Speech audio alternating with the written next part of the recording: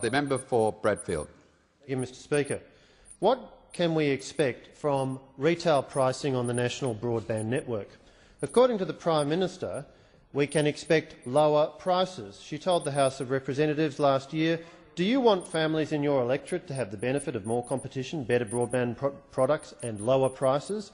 Then tick the national broadband network." She also told the House of Representatives, "Look at the fact that Australians pay high prices for broadband, and look at the fact that the industry is telling us, and the Tasmanian example bears it out, that by creating a model with retail price competition you get cheaper prices, because that is what competition is all about."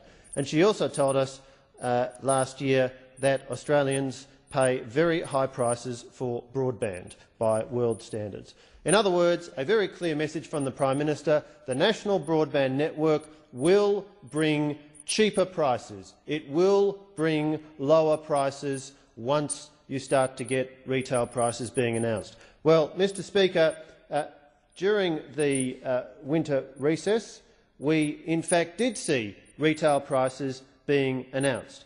Internode, one of the larger internet service providers in Australia, announced that it would be charging $59.95 a month for its entry-level product, which is a 12 megabit per second product with a 30 gigabyte download limit, 30 gigabytes per month. Interestingly, Mr Speaker, that is the same price as it charges for its current naked DSL offering, also with a 30 gigabyte download limit. And of course, as you would be aware, DSL products offer speeds of 20 megabits per second down, depending upon how far from the exchange you are.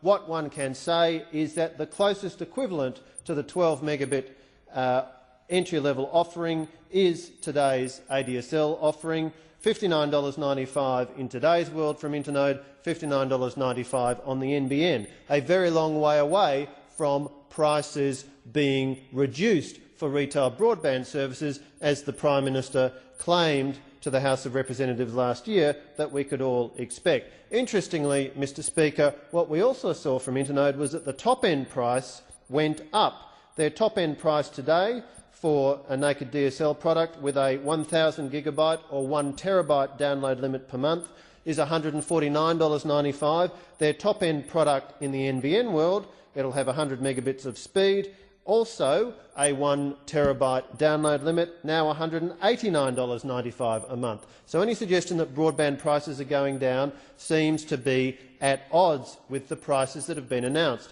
Now, this left Senator Conroy, the Minister for Broadband, in a bit of a pickle.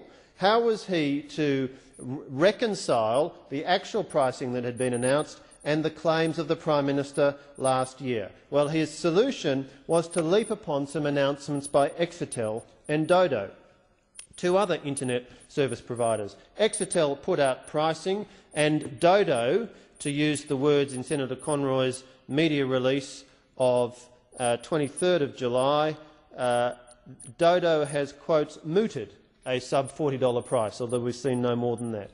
The key point I want to make, Mr Deputy Speaker, is that to argue, as Senator Conroy has done, that because operators, internet service providers who are acknowledged to be discount operators at the discount out of the market, to argue that because they are offering lower prices than Internode, that proves that national broadband network retail prices will be lower than today's broadband prices, is quite wrong. It is a non sequitur.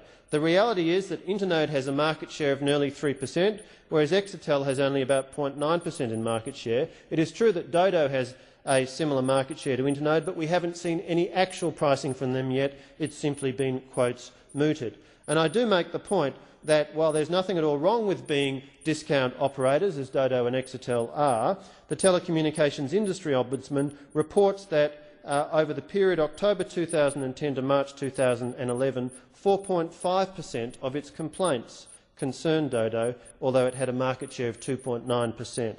So I simply make the point, Mr Speaker, that the reality based upon the prices which have now been disclosed by several operators is that there is no evidence at all for the belief that the Prime Minister articulated that the national broadband network is going to mean reduced prices for broadband services. In fact, on the contrary, what the pricing that has been released demonstrates is that consumers can expect, at the very best, prices to flatline, and in reality they are going to increase.